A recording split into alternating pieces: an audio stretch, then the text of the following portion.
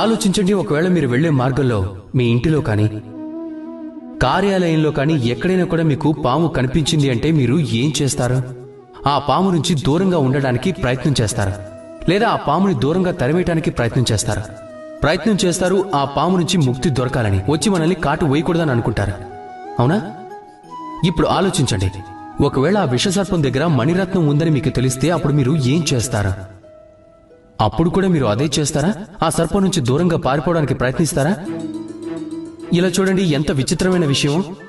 మనుషులు సర్పం నుంచి తన దగ్గర మణి ఉందని తెలిసినా కూడా దూరంగా పారిపోతారు. కానీ అదే మనుషులు ధనం కోసం, సంపన్నం కోసం దుష్టుల దగ్గరకు స్వయంగా నడిచి వెళ్తారు, ప్రయత్నిస్తారు దాని గురించి వారిపై దయ ఉండాలి అని.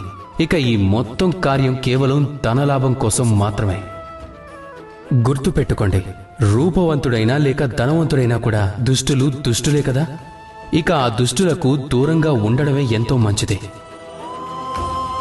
అలాగే దుష్టులను దూరంగా ఉంచడంలోనే మంచి ఉంది.